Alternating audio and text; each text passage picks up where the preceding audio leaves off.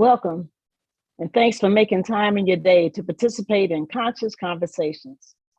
With Conscious Conversations, we seek to share, discuss, wrestle with the big ideas of the day, with the goal of identifying actions that we can take that allow us as individuals and as a collective to grow and become all God created us to be, and to live in ways that work toward the well-being of both our people and the planet. You are encouraged to submit questions and comments and become an active participant in today's conversation, which is on the power of her story. And we have some powerful women who have joined us today. We're going to be participating in this dialogue where we talk about the power of her story. And when we talk about the power of stories, we know the stories shape our conception of ourselves. They mold our characters, they influence our movements. And so as we participate in this conversation, I'm hoping that we ignite some stories that you have held dear to you and that you want to share as well. But I want to invite my panelists to join me on the screen so that we can see just who we have with us today. I know we have an esteemed storyteller in Sister Rawia Obike. We have an esteemed storyteller in Sister Linda Datari Ama. We have an esteemed storyteller in Sister Joyce Karima Johnson. We have an esteemed storyteller in Sister Cam Ishaka Obike. Yes. Thank you, sisters, for joining me today. Thank you for having us. You know, we want to talk Blessed about— to be here. Thank you, thank you. We're talking about her stories. And when I think about stories, I think about as a child growing up, how in a household, when the women in the household would get together, they would always come together and they would tell these stories. And I can remember trying to be like the fly on the wall because it was something about having children in the room when stories were being told. They didn't really want you in there. And I know sometimes my grandmother would look down and say, "You looking straight in my mouth. What are you listening for?" But the stories were so rich and so colorful that it's like I was trying to hang on every word. And even though I would try to look away, it was like it was a captivating thing. I had to kind of say, where is this richness coming from? What's being told? And so I know that, myself, let me introduce myself, Dejanaba Akita. I'm the executive pastor of the Shrine of the Black Madonna here in Houston, Texas. But I'm also bivocational and I'm an educator as well. And I find myself having my stories as two platforms. One platform is in the pulpit and the other platform is in the classroom. But the richness of stories is something that is both captivating and motivating. When I tell the stories, I'm motivated myself, and I'm also trying to engage those who hear it to join in to the story, because it's like there's a richness that comes out of telling stories. I don't know what's been your experience, Rawia? The richness that you speak of that comes from telling our stories is that you connect with who you are. We always say, I am because you are, or because of them we are. Through storytelling, you get the realization of just how true that is. Just hearing stories about my grandfather, my grandmother, even my dad, and even now with us, the next generation in our storytelling, we simply connect with who we are. And for me personally, there's probably nothing more greater than that connection to self. Thank you. And Sister Ama? Well, storytelling for me is, as Sister Rawia said, it's also a way to keep that connection going, that bridge between the ancestors, the current people who are living, as well as the future generations. And me personally, or in my life, the stories always came out when we were traveling to Mississippi. And I talked to Bishop DJ about Mm. this, last week we were talking, because both of us have roots in Mississippi. Okay. And so for us, for my family, the stories, I mean, the best stories always came out on that road trip to Mississippi, Um, that's when your mother, my mother, her cousins, everybody would talk about the people who had passed away, and they would talk about how life was back in the day in Natchez, Mississippi, which is where everybody's from, right? And then those stories continued when we got in the kitchen at grandma's house, at Aunt Rosie's house, at Aunt Emma's house, whoever house it was, right? So not only was there always good food, but there was always good storytelling, always good storytelling. And so what I find myself doing now, which is a true sign of old age, I'm getting up there, right? But I embrace it. A true sign of old age is I share some of my stories and some of my family memories with my students, like Bishop DJ. Also, I'm an educator. And so I use my classroom as my platform to encourage students to share their stories and to share their memories. I think that that gives us more of a humane and a more dignified quality of life. We're able to, keep our dignity in state in place. We're able to keep our memories alive through storytelling, and that's why it's so important. Yeah, something about that, those Mississippi roads. The radio stations wouldn't last so long when you're traveling down the road. So you had to That's tell right. That's why you stories. had the tape. That's why you had the tape. That's why you had all the tapes. You had Marvin Gaye, you had Luther Vandross, you had all of these different things. And then my mother, when she was in college, she went to see Smokey Robinson. He called her on the stage, right? And so every time we went to Mississippi, we not only listened to Smokey Robinson's music, but we had to hear that story about how he called Mama on the stage and kissed her, and she didn't want to wash her face for like 5 days. And even now we hear that story, right? And then we had to hear that story about how in love she was with Marvin Gaye, and how Marvin Gaye was almost our daddy.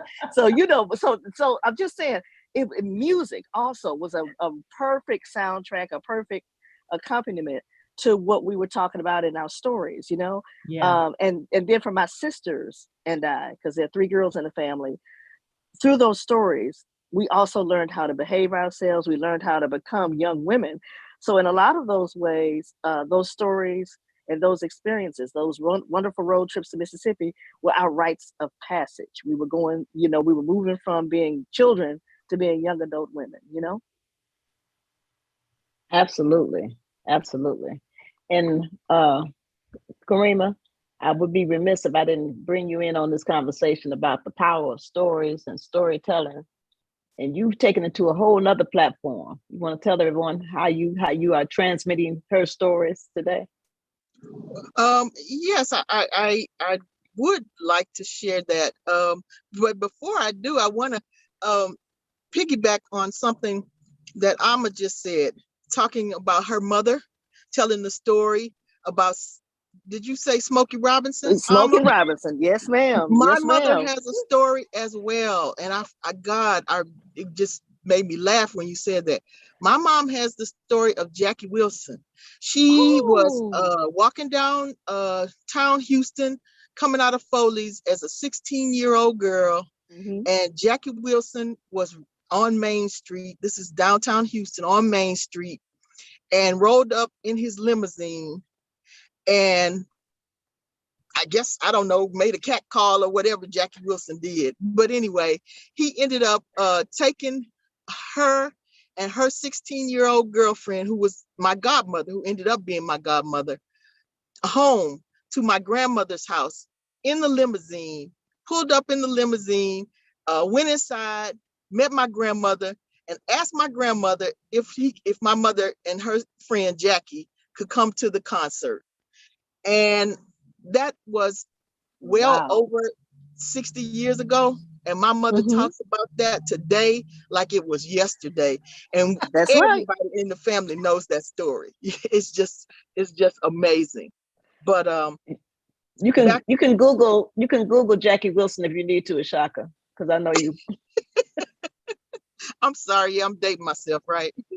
But yeah, the stories are so very, very important. And as a matter of fact, I'm on a road trip right now in Houston to celebrate the life of our patriarch, Uncle Joe. And that's one of the things that I remember about Uncle Joe. He was 95 years old when he passed away a couple of weeks ago, but he always has stories. He had stories. His sisters, he had 7 siblings, and they always had stories.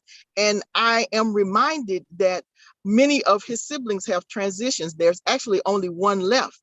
And the older we get, the more I realize that I too must be a storyteller to carry on the legacy.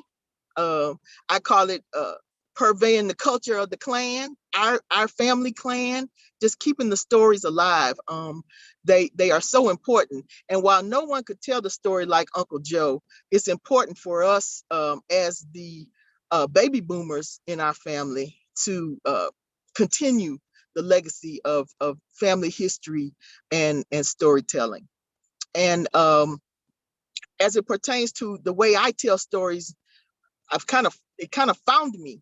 But in our church, we have a virtual communication mechanism we call the virtual village, which consists of um, video and um, other technological methods to transmit stories across the internet. We have worship service that we do. We have Woke Wednesdays that's live streamed. We have this show, Conscious Conversations, is an outgrowth and a product of the virtual village. We also communicate via our weekly e-blast, News Around the Nation, which is an outgrowth of the virtual village. And all of those mediums it is a varied degree of storytelling involved. I had no idea it would turn into that, but that is indeed what has happened. We do tell stories. We have various members and friends that join us, and so we're able to share information, share stories, and I think it's really, really important as it pertains to our church to keep the keep our church alive and relevant, and the stories of our members and the people who have contributed to the work that we do by way of the virtual village. Absolutely. So that kind of brings it into context that we start off talking about personal stories that involve family, that connect us, from one generation to the next. And then there are stories that connect community, in terms of shared stories that happen in the community, like you talk about your godmother and different people that are involved. And then you have those stories that are institutionalized, that affect us, in society. So one of the things, Ishaka, I want to ask you, as being a part of the millennial generation, what part of Herstory has impacted you the most in your life, being the daughter of a storyteller? And now I think you've become a storyteller yourself. Yes. As far as what stories have impacted me in my life, there are so much, but just the fact that someone is willing to tell their story is powerful within itself. As far as my generation or my experiences, my stories have always been one of warning and one of caution, and especially as a mother, you have to tell those stories to warn and to caution. To they say a wise person always listens to what the other one says without experience. Like my mom used to always say, I can tell you all day it's potholes down that street. I can make it elaborate. I can make it colorful. I can even tell you it's snakes in those potholes. But I still have to experience it. But our generation heard stories of warning, and especially came in through the music. Look at the stories that our generation told in music. So controversial.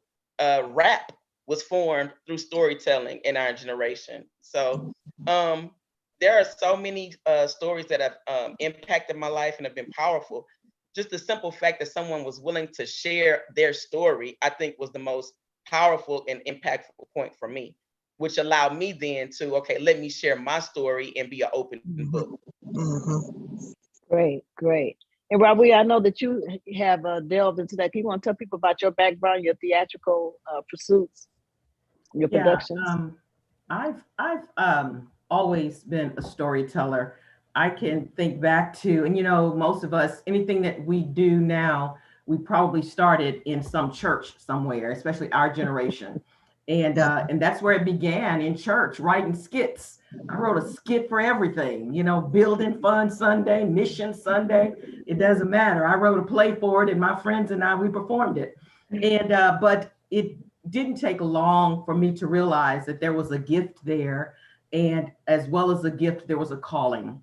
Then I soon understood, or I soon was exposed to theater, and that spoke to me as well. So my entire life, probably since about the age of 11, has been about telling stories and bringing those stories to life.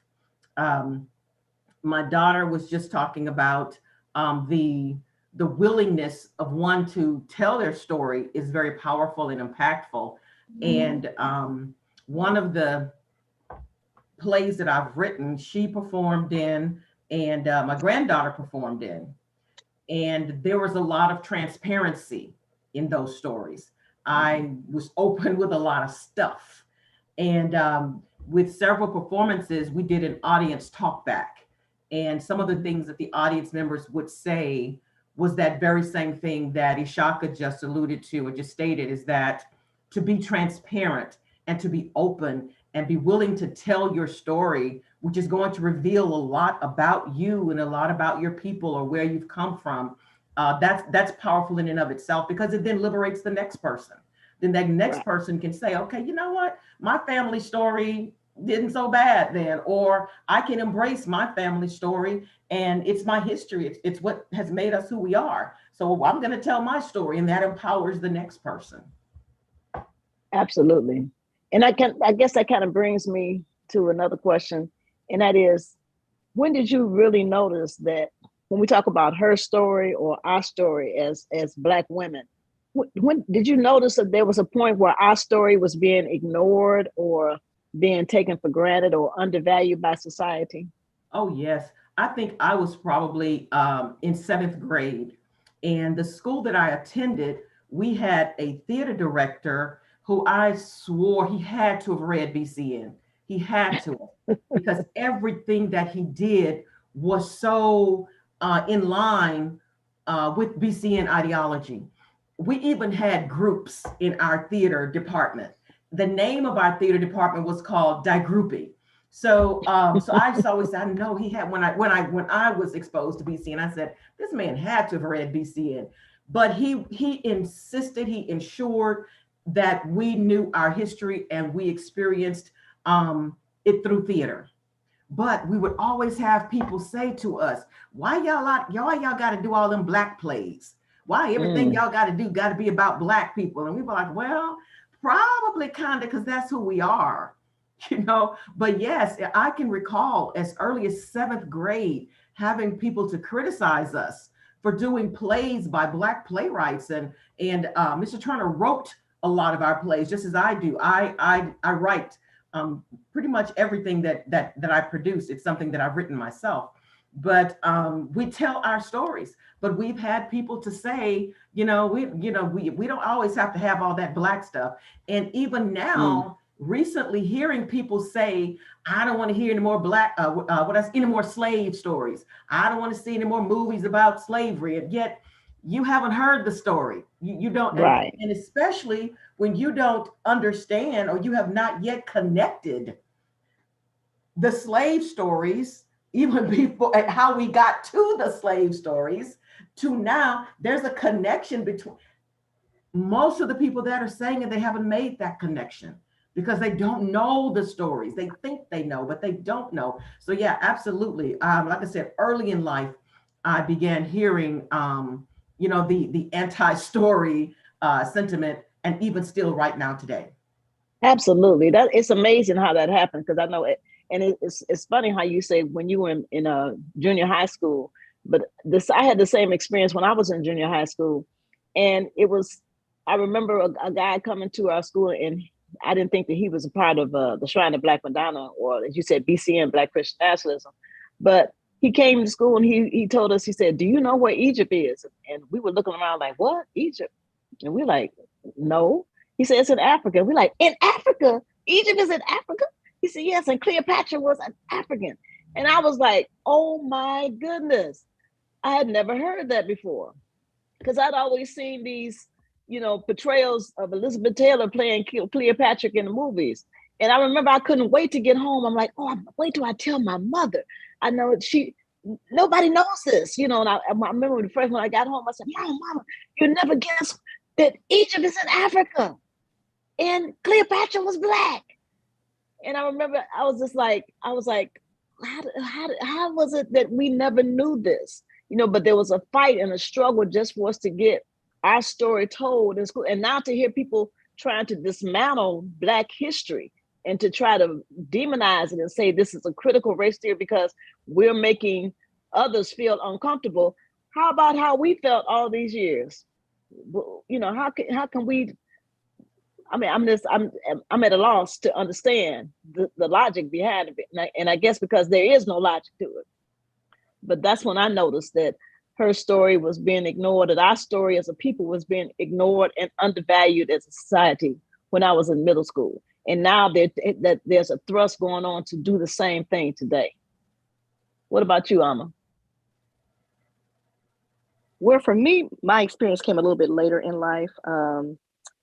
It came when I was in grad school at the University of Missouri Columbia, and that's of course a PWI, predominantly white institution. Now, I was blessed to not only grow up in an African centered household, but also to attend an HBCU, a historically Black college and university. So, in a lot of ways, I was sheltered from that, you know, that degradation of self, and that feeling of, being made to feel like, something is wrong with me or my story doesn't matter. But I did experience it when I went to the University of Missouri, because a lot of times I was like the only Black student or only African descent student in the classes. But I had a champion in my dissertation advisor and my mentor, Dr. Clenora Hudson Weems. Um, and I remember it got really real for me, not only in the way that a lot of my European classmates and teachers treated me. Now, some of them were kind, but some of them wanted me to feel like I should be grateful to be there, right? And Dr. Hudson Weems was a no nonsense, and still is a no nonsense kind of woman. She was like, "No, I'm African and I'm proud of it. I'm Black and I'm proud. And this is my student and she's proud too." And so she very quickly got the label of being an angry Black woman. Okay. And as her student, people kind of attributed that same characteristic to me. "Oh, she's an angry Black woman." But I found that I don't think they so much as thought that we were angry Black women, as much as I think they were trying to get us to apologize for our greatness, for our excellence. And as she said, I'm unapologetically Black. Okay, I don't make any qualms about that. And I think people nowadays, and even when I was at the University of Missouri, they feel like if you celebrate yourself, if you forget if you know yourself, that's one thing. But if you celebrate yourself, they feel like it's something wrong with that. So it's almost like you have to dumb yourself down, and you have to, not talk about the greatness that is African history in order to make them feel comfortable, and in order for them not to be, or for them not to see you as an angry Black woman. But what I've come to know is that no matter what you do, no matter how agreeable you are, no matter how much you may try to pacify them, they always are going to see you as an angry Black woman. They always are going to see the men as big threats. And so I feel like this, if I'm gonna be seen as an angry Black woman, let me be a proud angry Black woman. Okay, let me just celebrate my African history, and you just leave me alone. And so, honestly speaking, I take great issue, and I tell my European counterparts this often. I take great issue with people who have a problem with me celebrating who I am. Because if you talk to the average European American, he can tell you where he comes from, which percentage of his genetic makeup is this, which percentage is that, and he's proud of it. So why should I not be proud of my Africanness? And I don't dumb that down. All right. Tell her that truth. Well, Sister Shaka, what about you?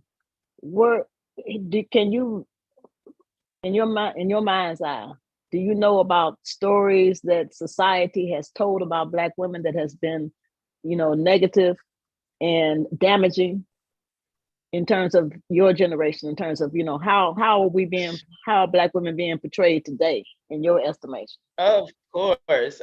You see it in the music, and we know music directly affects the mentality and the mindset of a culture.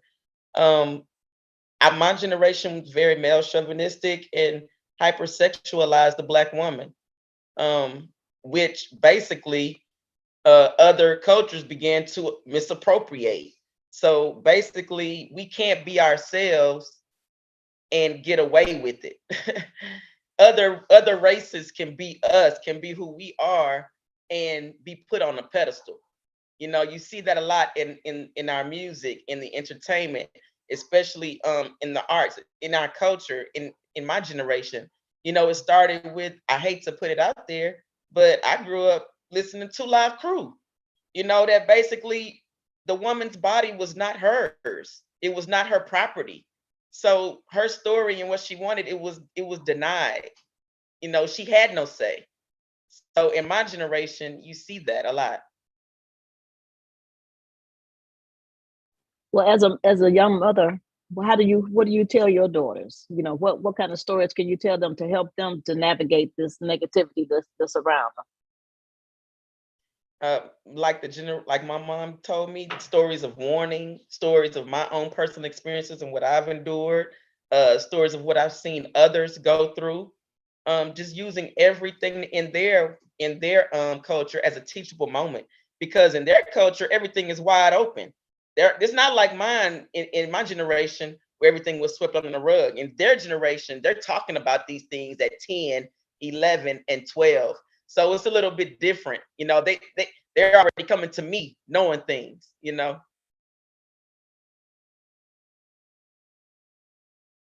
I think that's so true because, like I said, I've Mhm. worked with children who are on a kindergarten level, and you would think that some of the conversations they had, like, wait a minute, I didn't talk about like this when I was 5 years old. What's going on? You know, why are we being so, you know, hypersensitive or hypersexualized? And what can we do to change that narrative? I guess it's you know, we talk about telling stories. How can we change that narrative today? I think that I was going to say it's not so much about changing the narrative. And let me qualify that. We are angry and we have a right to be angry and we got a lot to be angry about. But anger is not the sum total of who we are. Um, we are sexual beings and we have a right to explore and experience our own sexuality and our own sexualness. Amen. All of the things that are said about us, there is an element of truth. But the reason it's a problem for so many is because it makes us seen.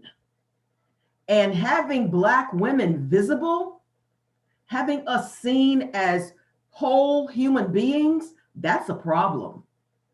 Because there are many who understand.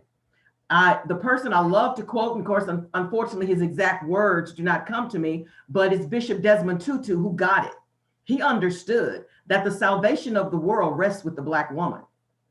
So the more the Black woman can be made invisible, the more she can be subdued, the more her stories are quieted, the less we see her.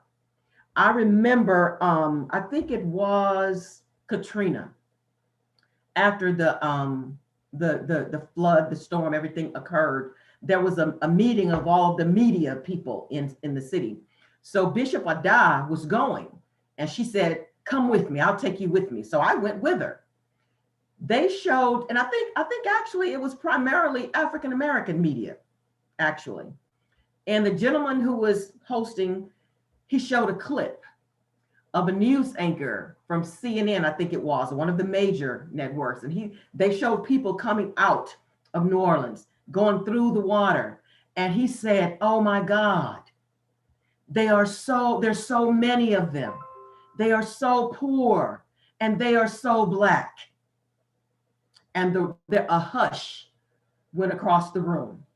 Ada was sitting at the panel on the table. I was sitting like maybe on the second row. And she looked at me and we just looked at each other and smiled because we got it.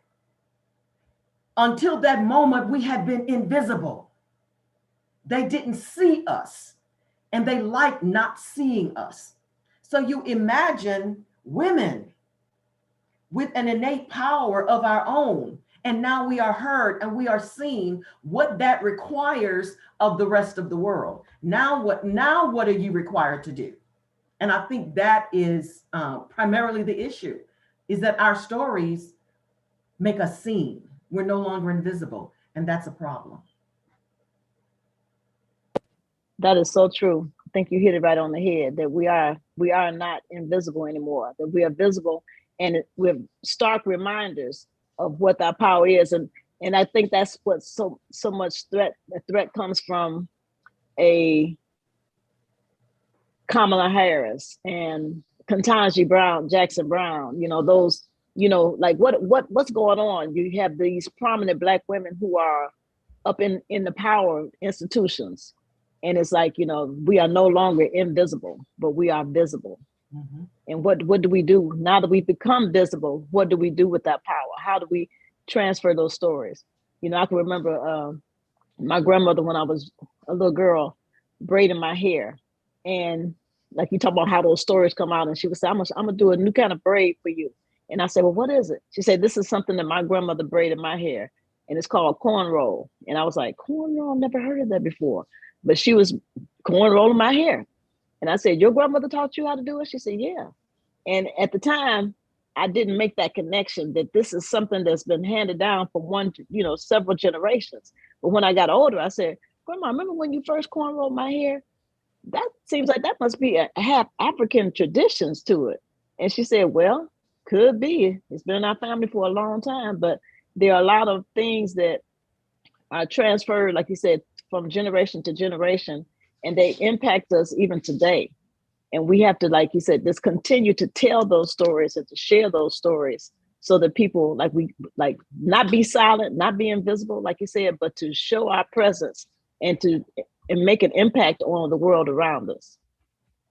Alma. And I like what Sister Rawia said about, being present, being visible, and being seen.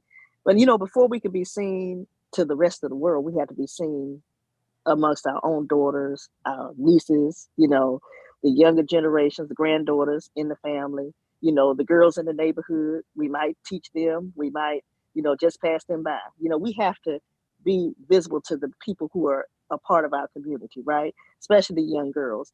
And if we continue, I think we're doing a fabulous job collectively and individually. I think we're doing a great job of telling our stories and making them count. And the good thing about stories is that they match the circumstances that the young women or the young girls might be going through at the time. As I said earlier, stories can be a kind of rite of passage for younger girls, younger women. I know they certainly were for me. Um, I talked to my friends the other day about A Different World, that show that Debbie Allen, produced, and it was a spinoff of the Cosby Show. I love that show, right? But I'm gonna tell you something. A lot my friends were saying, that A Different World really influenced their decision to not only go to college, but to go to an HBCU. But see, I was blessed because before A Different World was even thought about, my mother and her cousins and her girlfriends that she went to Texas Southern with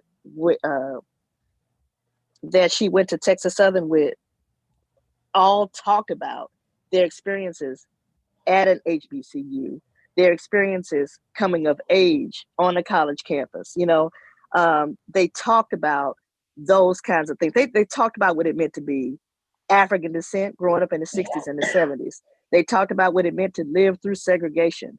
They talked about what it meant to have your own businesses because you couldn't go to the, predominantly white businesses and things like that. So all of those stories influenced me and my sisters in a wonderful and positive way. And so I think, again, if we just keep telling our stories to the young women and the young girls that we encounter, whether they're biologically related to us or not, I think that more and more of us are going to be seen. More and more of us, Black women, African descent women, women of color, however you choose to call yourselves, we are going to be even more powerful than we are right now. And I particularly love that book that we had on the screen that was showing the power of seeing ourselves, the images of ourselves in what we read. You know, because I do remember the first books that I read when I was in kindergarten was See Dick Run, See Jane Right? Run, and Look at Spot Run. And Dick, Jane, or Spot didn't look like me at all. But Mm-hmm. those were the stories that we had to read. And it was quite a while before I saw a picture of myself in any literature that was in school. I don't know about anybody else. True, true.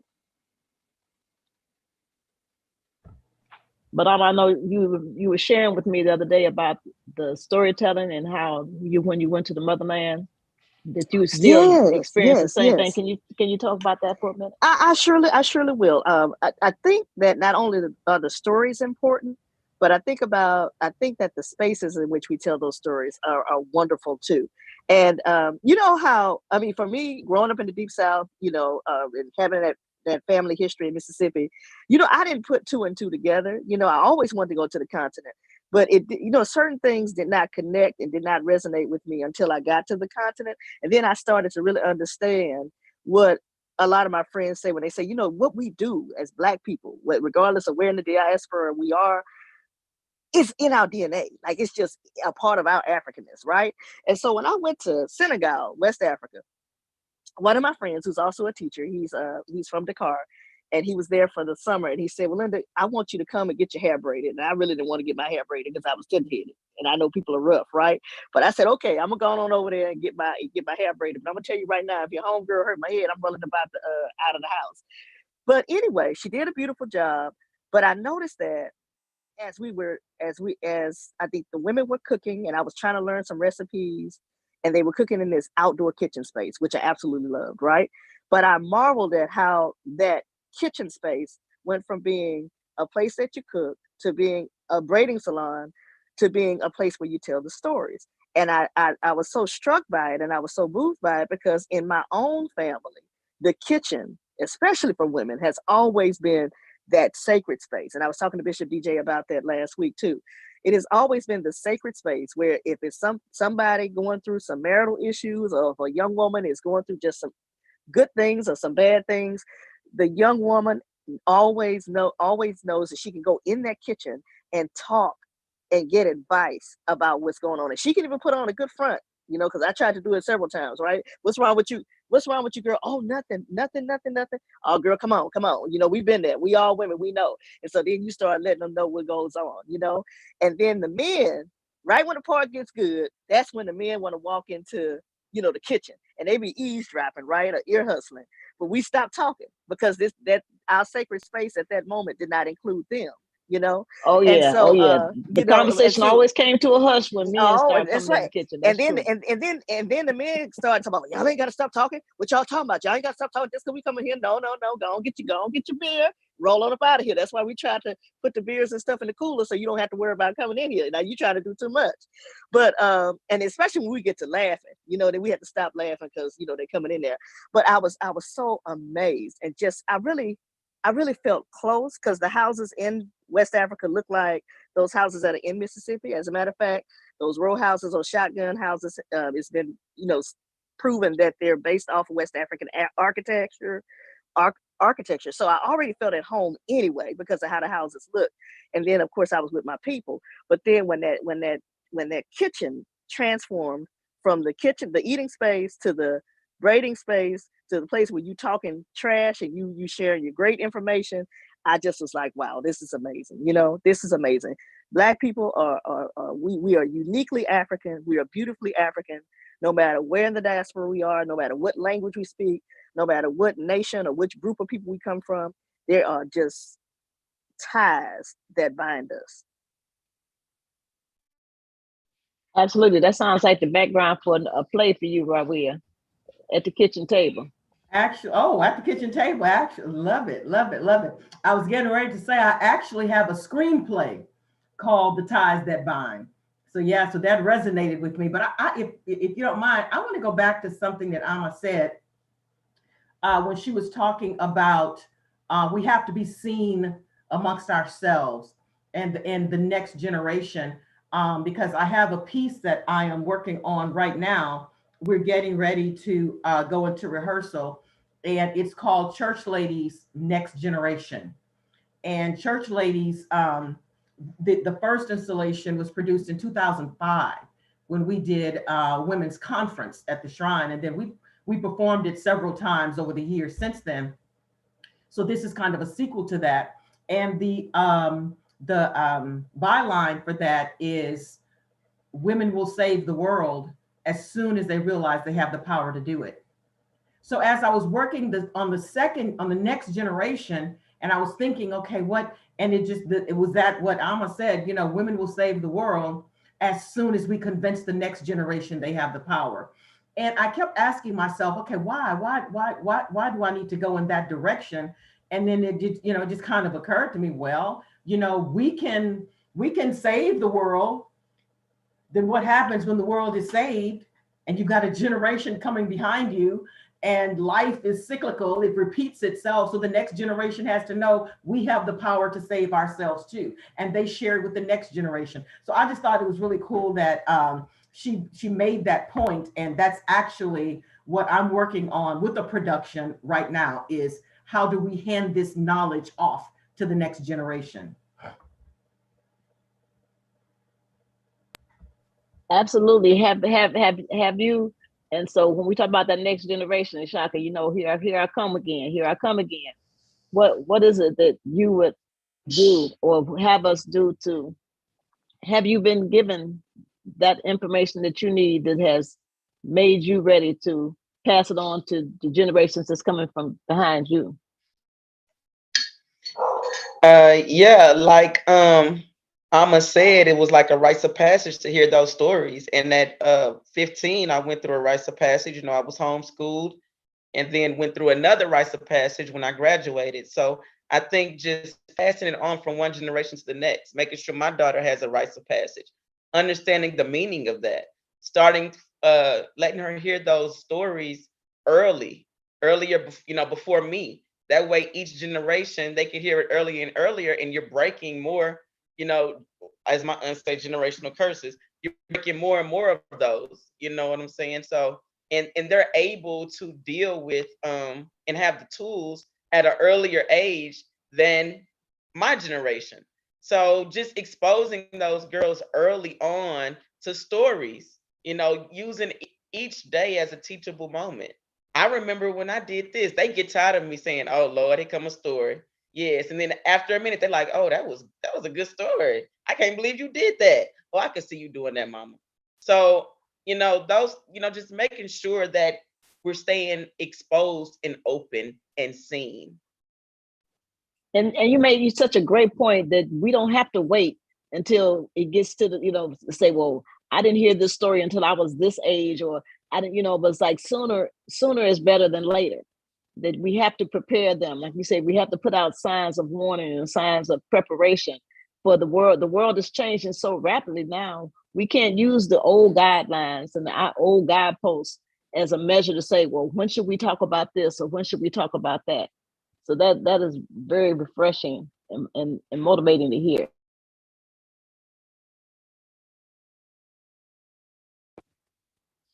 But I think that like you said, telling the story in rapid succession, and sometimes you have to tell stories whether people want to hear it or not. Like we said, our story deserves to be told. We've been waiting around too long, holding our time, saying when is the time right? When is this the right time? I've always heard people say, not yet, not yet. Just be patient. But I think that the time for patience is long past due. What do y'all think? You're right. You're exactly right. Yeah, I agree. Yeah, There's never a better we time don't than live now. in the society. Oh, I'm sorry, Mama. Go ahead. Yeah, it's time to just rip the scab off. And what's really important is that we need to understand that this generation after us is very what's the word I'm looking for? they bounce back. They're And resilient. what Yep. we think might affect us, they'll look at it and be like, huh. So I think that we need to stop using our own traumas and stop leaning on our own understanding and just start exposing our girls to these stories a little bit earlier, you know. That is so powerful. Don't use our own traumas to traumatize them. I agree. And then we have to remember too that not only are these children more advanced and resilient, but our information is evolving. I mean, information is changing every day, all day. And I see that every time I take my students to the library. There's always a new database that's coming out. There's always, a new search word that you can use, a new keyword phrase that you can use. Information is changing rapidly. And the very things that we think our children don't know about, they know it backwards, sideways, and forward. They know it better than us. So it's better if we sit down and we talk with them, as a lot of our parents have been doing. If we continue to talk with them about the realities of life, about the things that they are going to face. Some of the things they are going to face, we are familiar with, but then there are a whole lot of things, because the world is constantly evolving, constantly changing. There are a whole lot of things that we cannot prepare them for, but at least if we give them the tools with which to cope, if we help them to understand that, hey, everybody's not going to like you, or hey, every day is not going to be a good day, but it doesn't matter as much about that, as much as it matters, how do you deal with that? How do you cope? If we teach them that, then they will continue to be resilient and they will continue to bounce back. And then that connection is there to let That's them know right. these That's are right. things that Through we've been stories. through. We've been through this. Right. This is not like I hate to talk about the rodeo, but this is not our first rodeo. That's right. So we've been through this. We've been through trying times before. So we can make it through. We can weather the storm. Our ancestors have taken us far, and each successive generation has moved us further and further along, and we are moving them to a point where we can't imagine. Because I know that the things that we talk about today, people talk about, it used to be this old cartoon. I know I'm telling my age, but the Jetsons, and they talked about, I love it. Flip phones and all the things that we see today. Back then, it was kind of like, how could this ever happen? But those things that are happening to us, on a day-to-day basis, we've been able to weather the storm, but they are able to do things in an even greater sense.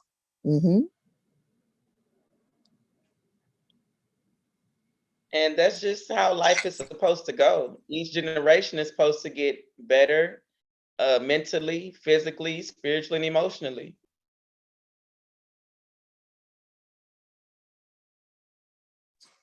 And have their own stories to tell. Because it's, and we can't diminish the fact that our children have stories that they're building now.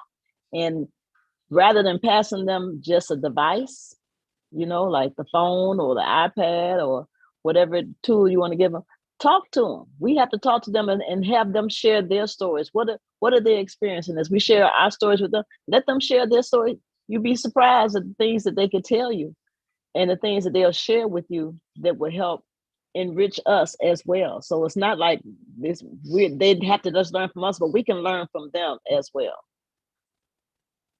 That's been my experience. What about you, Shaka? Yes, it's always been my experience, especially with these two girls here. Always, always keeping me on my toes and reminding me how old I'm getting.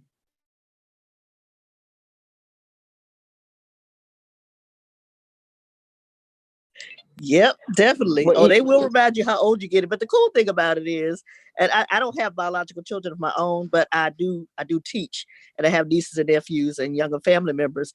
And what I found is that, I learn more from the younger people in my family and in the classroom than they probably will ever learn from me. And I actually tell them that. I say, you know what, y'all are so smart. There is so much more that y'all are teaching me that I probably would not have even known had I not just sat down and talked with y'all, had I not just sat down and and listen to you all, So, the good thing about education is it brings out what's in you. Educare, that's the Latin word, right?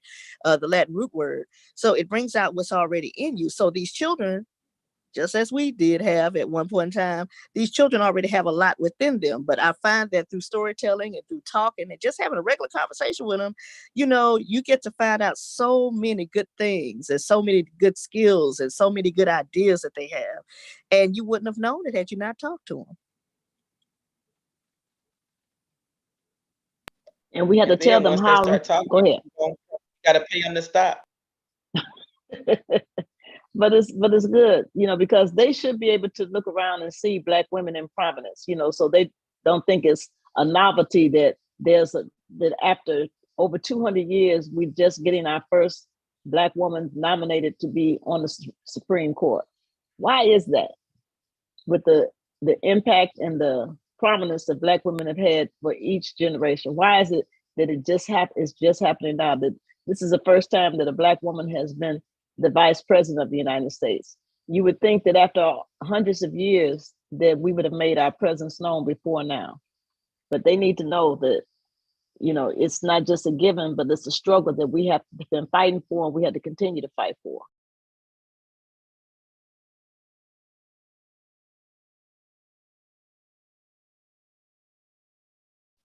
Well, I'm encouraged by some of the comments I've seen over here on YouTube that we have a sister Olubayo Mandela who said that working with children is a learning experience.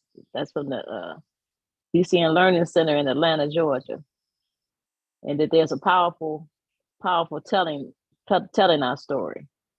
And also, we have a sister Chakesha who's been sharing that she been sharing her stories, and that she tells her daughters about how she was wearing an afro since she was 4 years old.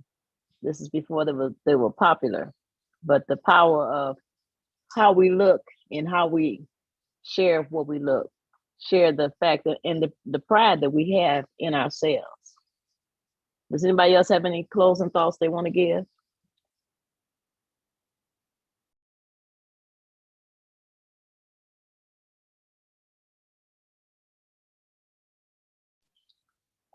Well, I know I enjoy the stories. Rawia, do you have a story you want to share with us as our prominent storyteller? Well, I have a ton of stories. I'm not really sure which one to grab, but I will share this because you were speaking earlier and it came to mind. So I'll just stay on topic with this because I've had an ear for stories for a very long time. And this is just a little anecdote. My dad had two sisters, but he also grew up with a slew of cousins. And, in our community, our parents' cousins are our uncles. So they would come over to the house, regularly on Sunday evenings. And whenever my dad would announce, well, and I had these two uncles, their names were Samuel and Randall. Well, I thought they were twins, Sam and Ram. So whenever he would say that they were coming over, he would always say, and I would say, well, Dad, what y'all gonna do? And he would always say, we just gonna sit around and tell a bunch of lies. But I always liked being in the room where the adults were talking. But eventually they would usher the kids away. This particular time they came over and it was a couple of other adults. And I can remember seeing my godmother was in the room, but it was just a room full of adults. And I set about passing out coffee, and I was the hostess with the mostest, and I was dropping sugar cubes, and I was just enjoying. Finally, my dad said, okay, you can go now. And I was like, no, that's all right. I'm going to stay in here. He said, no, you can go now. I said, well, why do I have to go? I said, y'all just going to be here in here telling a bunch of lies. And my uncles were doing everything they could to keep from laughing but they knew I had stuck my foot in my mouth. And my daddy froze. He looked at me. He said, what did you say? I said, well, y'all just going to be in here telling a bunch of lies. And I realized I had messed up.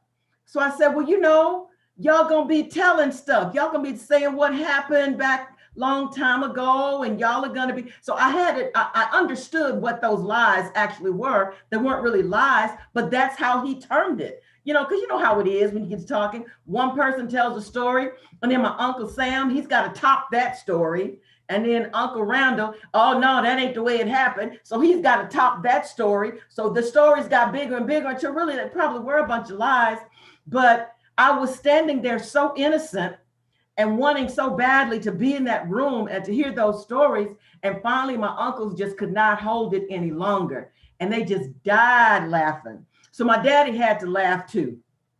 And so he said, okay, you got 10 minutes. I'm going to let you sit in here for 10 minutes. And I remember I took my seat between my uncles. And I mean, you could have sworn, I don't know what I thought they were getting ready to do, but I can remember that as being such a defining moment in my life that I got to sit in the room with these adults and to hear their stories, basically hear them tell a whole bunch of lies.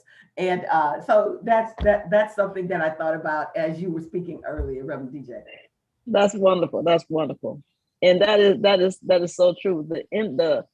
We don't understand the power that our stories have for our children. And when we discount the fact that maybe they're not old enough to hear it. And I'm just going to share this one little quick story that I think I shared with you guys earlier. But when I was a little girl, I couldn't have been more than 4 or 5. I would go over my great grandmother's house, who lived to be 107. But I remember her sitting by the front door, and I was so young that I thought that was the only door out of the house, even though there was a side door and a back door. The only door that I remember was the front door. And I would always be hesitant to go out that front door because she would always sit in this chair and she would have her eyes closed. And whenever I would walk by, she would grab me. And I was like, oh no, I want to go outside because I know my cousins, everybody's out there playing. They were having such a good time.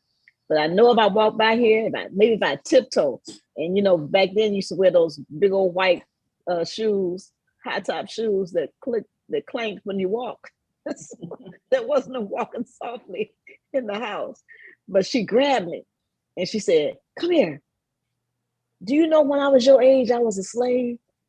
And I remember looking at her saying, what?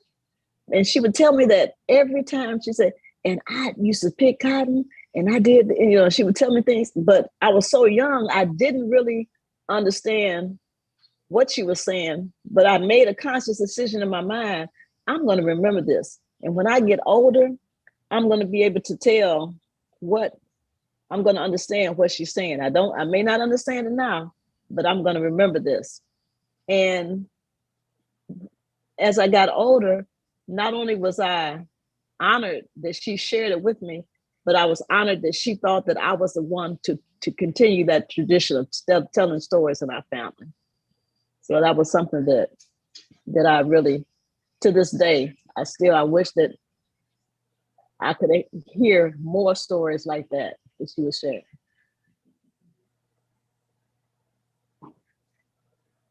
And we have another comment from YouTube from Sister Anika. And she says that when we tell our stories, we awaken our ancestors to join the story. It's beautiful. Important. Yes, you're right. They're here. They are joining us. Thank you so much. Well, sisters, we can go on and we can continue to tell stories. And we're not telling no lies. We're just telling stories. Rich stories. I want to thank you all for joining us. I want to thank those who also joined us in the conversation. And if you like what you hear, like it, comment, share it. But we have to continue to tell our stories because our stories are worth being told. And until next time, let's keep our conversations conscious. Have a great evening. Thank you. Thank you.